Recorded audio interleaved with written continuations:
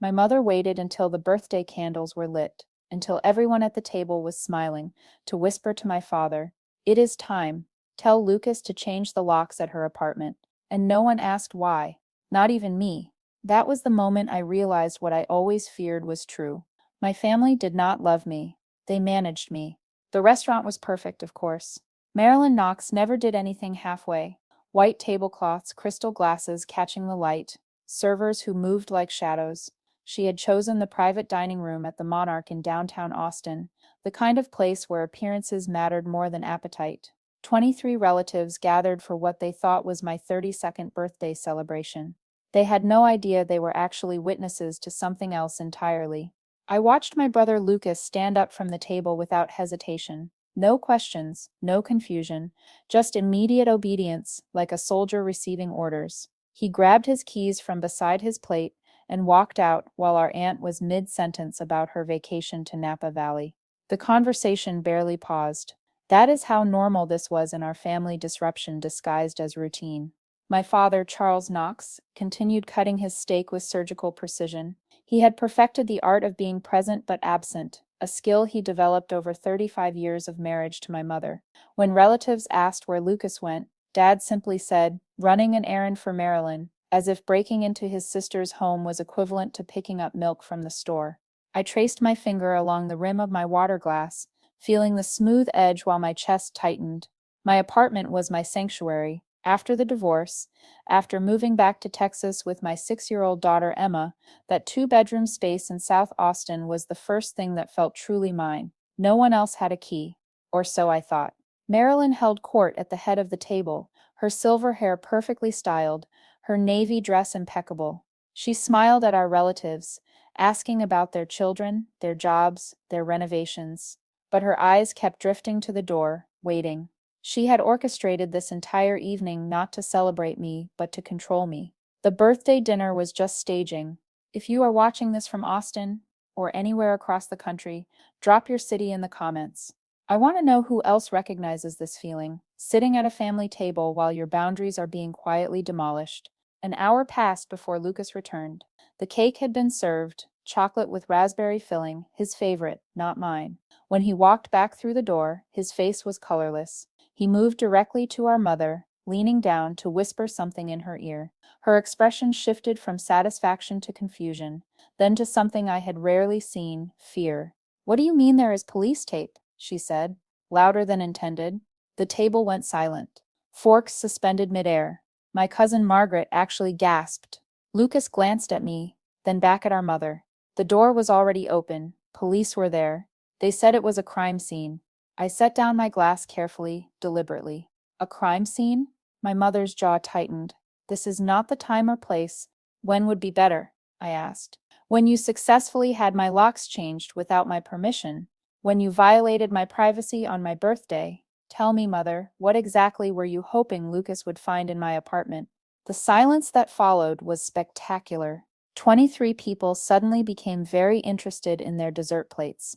Marilyn Knox, who had never been challenged publicly in her entire life, sat there with her mouth slightly open, searching for words that would not come. I stood up slowly, placing my napkin beside my plate. "Thank you all for coming. I need to go check on my home that was apparently broken into tonight." The drive to my apartment normally took 15 minutes. That night it felt like hours. Red lights stretched forever, each one giving me more time to process what had just happened. My mother had planned this. She had gathered the family not just to celebrate, but to provide cover for her invasion.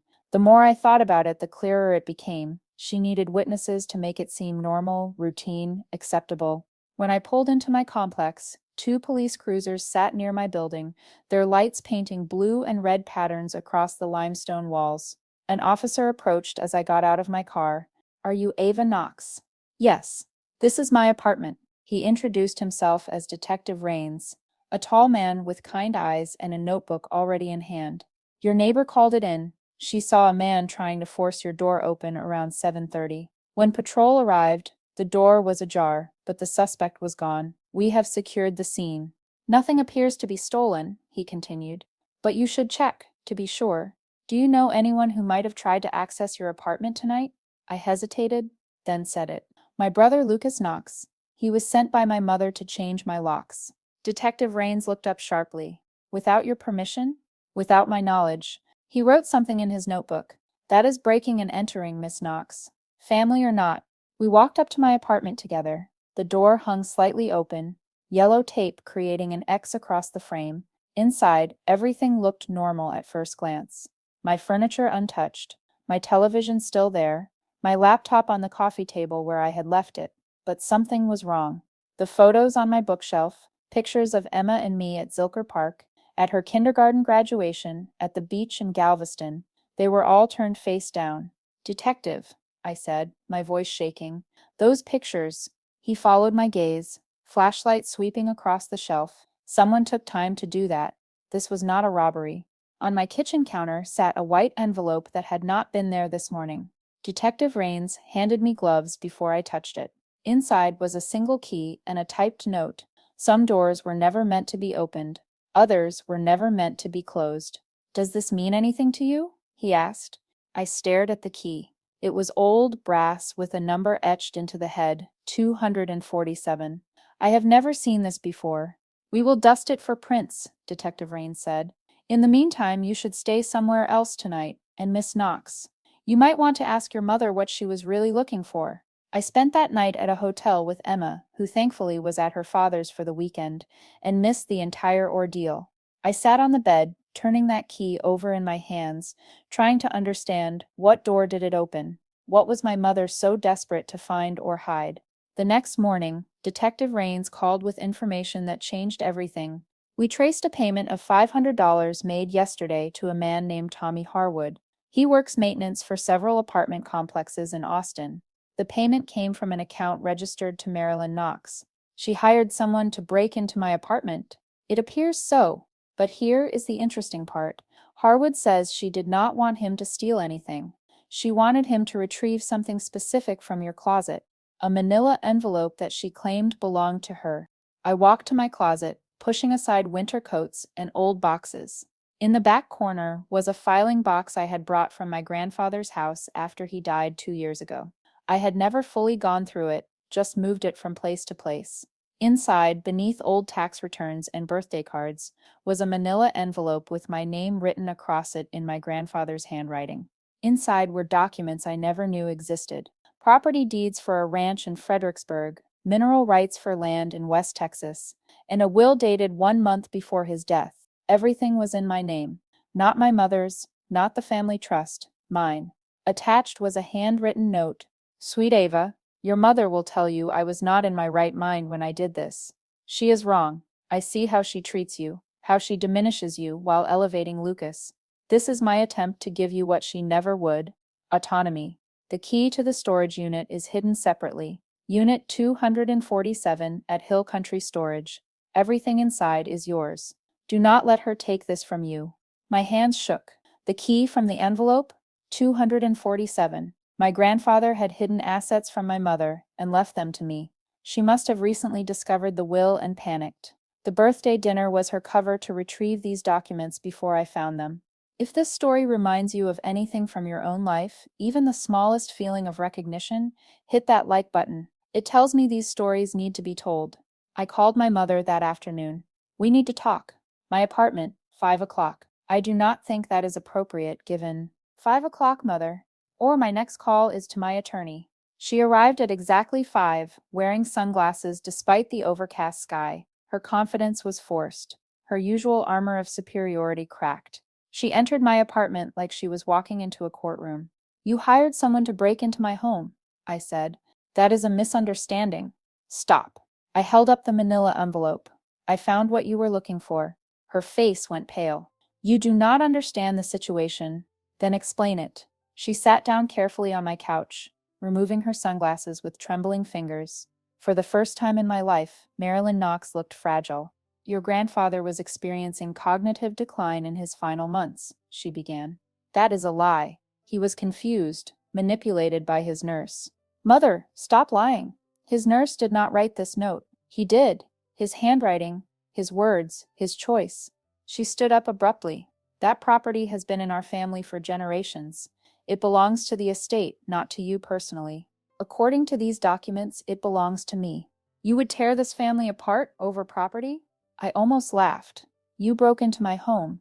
You hired a criminal. You gathered our entire family to witness your manipulation. Who exactly is tearing this family apart? Her mask finally slipped completely. You have always been ungrateful. Everything I did was to protect this family's legacy. You mean to protect your control over it? I am your mother. Yes, you are. And that is what makes this so much worse. Mothers are supposed to protect their daughters, not steal from them. She moved toward the door, then turned back. If you pursue this, if you claim that property, you will be alone. Lucas will not speak to you. Your father will not acknowledge you. You will be excised from this family. I have been alone in this family my entire life, I said quietly.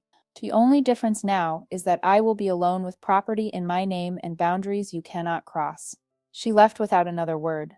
The door closed with a soft click that sounded like finality. The next day I drove to Hill Country Storage with Emma. Unit 247 was in the back corner, covered in dust and forgotten time. The key turned easily. Inside were boxes of family photos going back generations, antique furniture, my grandmother's china, and something that took my breath away, a trust fund document in Emma's name, funded by my grandfather, that my mother had no control over. Emma touched one of the old chairs carefully. Is this ours, Mama? Yes, baby. This is ours. Why was it hiding? I knelt down beside her. Sometimes people hide things to keep them safe until the right person finds them. Detective Rains called that evening with final details. The district attorney has decided to pursue charges against Marilyn Knox for conspiracy to commit breaking and entering. She will likely receive probation, but there will be a record. Good, I said. Also, we reviewed security footage from your complex. Your brother never actually entered your apartment. He got to the door, stood there for about 30 seconds, then left. He was the one who made the anonymous call to police. I sat with that information for a long moment. Lucas had protected me in the only way he knew how, secretly, quietly, but decisively. 2 weeks later, I met with an estate attorney to formalize the property transfer. The ranch in Fredericksburg was worth more than I had imagined. The mineral rights were already generating income that had been sitting in an escrow account. In one afternoon, I went from struggling single mother to financially secure. My father called once, his voice tired. Your mother is devastated. She is facing consequences. Is there no room for forgiveness? Forgiveness requires acknowledgement of harm. She has not even admitted what she did was wrong. He sighed. She is still your mother, and I am still her daughter. That never stopped her from trying to steal from me. We have not spoken since. Lucas texted me a month later. I am sorry about that night. I should have warned you. I wrote back. You called the police? That was warning enough. He sent one more message. Mom does not know it was me. Your secret is safe. The relationship with my family has fundamentally changed. We are cordial at required gatherings, polite in public, but the pretense of closeness is gone. I no longer attend Sunday dinners or holiday gatherings at their house. Emma and I started our own traditions. Thanksgiving at the ranch, Christmas mornings in our pajamas without performance or judgment. Sometimes I drive past the Monarch restaurant and remember that night.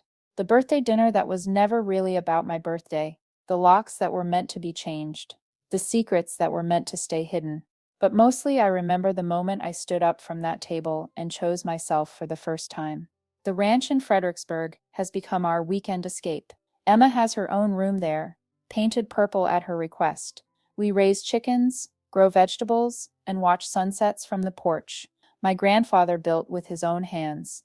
It is peaceful in a way my childhood never was. Last week I found another note from my grandfather tucked inside an old book in the storage unit. It said, Ava, families are complicated. Love can exist alongside disappointment, but never let anyone, not even family, make you small to make themselves feel big. You were always enough. You were always worthy. Do not forget that. I framed it and hung it in my kitchen, where I see it every morning. My mother still lives in her perfect house with her perfect reputation, though whispers follow her now. The arrest record, though resulting only in probation, became public knowledge. Her charity committees quietly suggested she take a sabbatical. Her book club politely disbanded. For someone who built their entire identity on public perception, it is perhaps the perfect justice. Emma asked me recently why we do not see Grandma Marilyn anymore. Sometimes I told her, People who should love us do not know how to do it safely, so we have to love them from far away. Is that sad? Sometimes. But it is also safe, and we deserve to be safe. She thought about this, then said, Our house feels safe. Yes, baby. It does. And if you are still here, still listening like we are having coffee together on a Sunday morning, please hit that subscribe button. Someone in your life might need to hear this story. Someone might need to know that choosing yourself over family manipulation is not selfish, it is necessary. The locks on my apartment door have been changed 3 times now. Once by my mother's hired man, though he never got inside. Once by the apartment complex after the break-in. And finally, once by me, with a locksmith I chose, with keys only I possess. This time I change the locks back, and only I hold the key.